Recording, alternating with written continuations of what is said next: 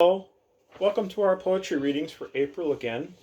I'm Mr. Dave from the Field Library, and today I will be reading you an original poem entitled Scenes After a Spring Rain. Scenes After a Spring Rain. I stride lakeside, looking up at the misty mountain top. The mist lifts like a veil.